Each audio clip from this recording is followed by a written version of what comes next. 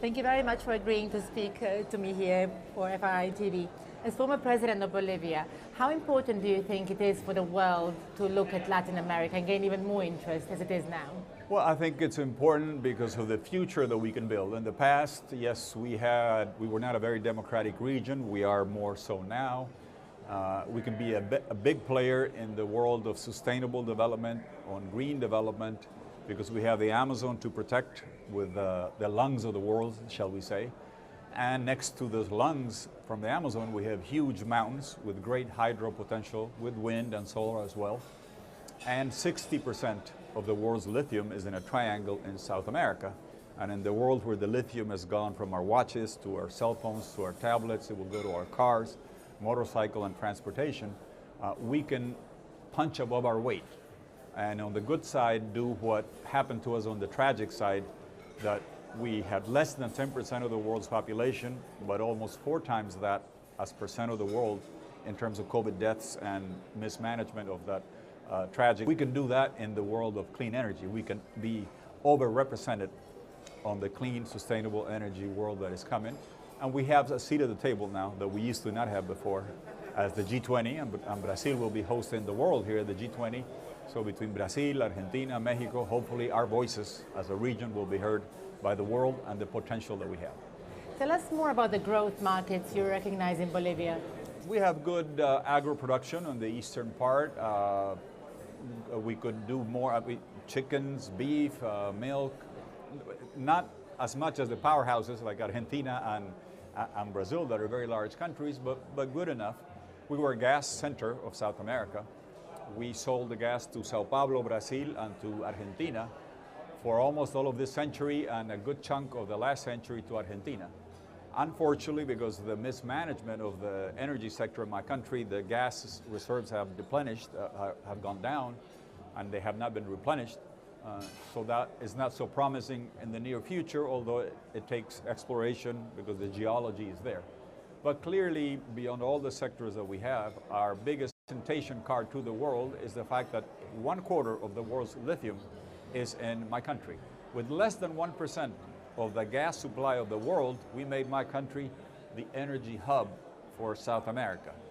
With 1/4 of the world's lithium, 25% of the world's lithium, we certainly have great potential so long as we develop the policies to bring the investments, the free trade zones, to make all the batteries for the cell phones, for the tablets, for the cars, and then eventually move up the value-added chain and stop repeating the perverse history of Latin America, which is the commodities go to Europe, they go to US, they go to Asia, and then when the bus comes down, when the prices implode, we have nothing left. I think we have to leverage the opportunities with lithium to make sure that we are a manufacturing industrial country with value added up on the supply chain.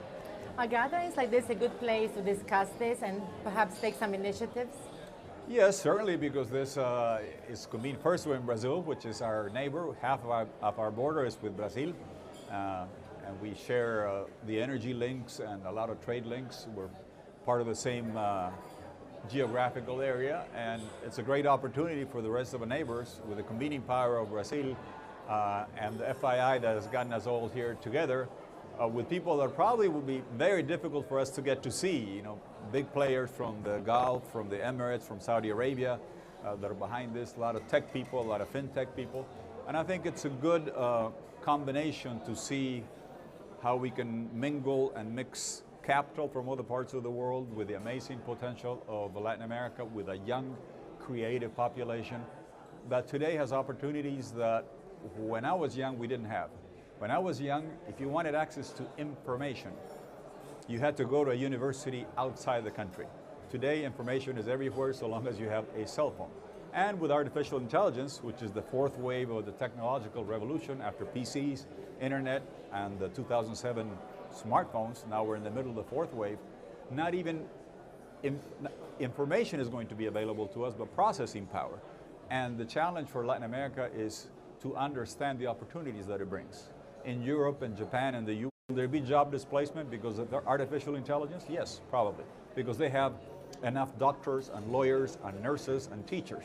So artificial intelligence lets you provide those services with fewer people in Sweden and Finland and the US and Japan.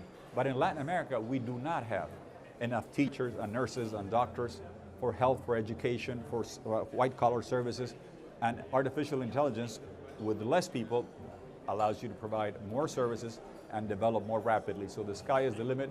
And in a place like this, you can talk with policymakers and investors and tech people and find out about innovations and things that you can learn and contribute in a forum that is pretty unique. We hear a lot about the two big shifts happening, from the global west to the global east, and from the global north to the global south. Is this something you yourself feel, or you think it's still more of a dialogue? No, we have felt it for a long time. I'll tell you the little secret that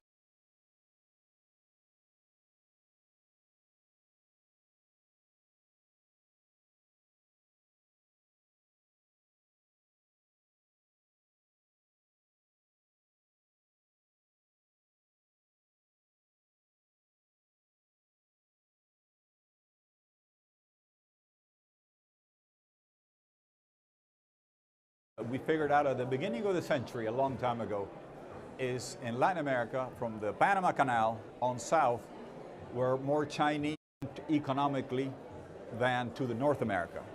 Certainly Mexico, Central America are more tied to the US. They have migrants, they get remittances, they have some manufacturing that goes there, they have tourism, and they are more intertwined with the United States. But in South America, what do we have? Food, energy. What was China buying this century, creating a gigantic middle class? Food, soybeans, coffee, sugar from South America, energy, oil, coal, gas, minerals, zinc, tin, lead, copper, in the future lithium. So we were more linked with China, and I think, to be very frank, it's frustrating to see that the old traditional Western powers are closed when it comes to trade. Across the Pacific, with China, India, I've been to India twice the last 6 months. They just overtook China in population. They are going to be a next great potential partner. So yes, are we completely ready? You're never completely ready, but I think there is a lot more complementarity and growth opportunities when you look across the Pacific than unfortunately in the Atlantic, because I can tell you that it is very frustrating if you go to Uruguay, Paraguay, Brazil, Argentina and say, European Union, why can't we get a trade agreement? The frank answer is French agricultural protectionism. Perhaps they don't want to say it out loud, I do. And so long as you have that, then you will continue to have a migration on trade flows and investment flows and integration flows towards the Pacific. And I think our region will prosper because of it, moving up ahead in this 21st century. And just to sum up, you talked briefly about AI, but despite all the technology and all the excitement we see in terms of the technology and AI, how important is it still to sit down and talk?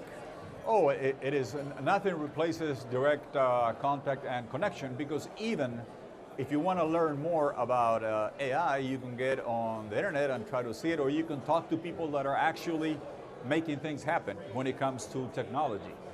In Latin America, Nubank is the biggest digital, no branches bank, probably as a percent of the population in terms of service in the world. Mercado Libre can compete with Amazon and Alibaba, and we have delivery systems and a lot of digital progress that has happened that will only get exponentially quicker when we get to artificial intelligence. I think, to me, the key is, how do you go on events like this to find young, smart, creative people that are leveraging technology to do the fintech revolution, to do the trade revolution?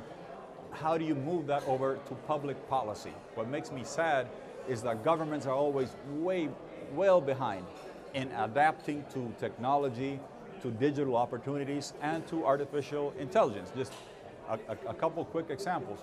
Yes, the AI, there was a cover of The Economist, right? The AI doctor will see you now. With artificial intelligence, you can have access to the best doctors in the world, to the best teachers in the world, to the best lawyers in the world.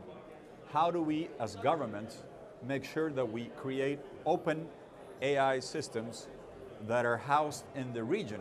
Because as you can probably imagine, Brazil will never accept judicial verdicts being in Nevada or in China, so they have to be located here. Now, if we want to locate them here, are we sure, how do we make sure we can provide the high-speed telecom links with the incredible energy demands, hopefully sustainable, to be able to house the artificial intelligence centers, to then leverage those not only for the young, smart people walking around here, but so governments can provide health, education, legal services to all of our communities, incorporating into the AI revolution.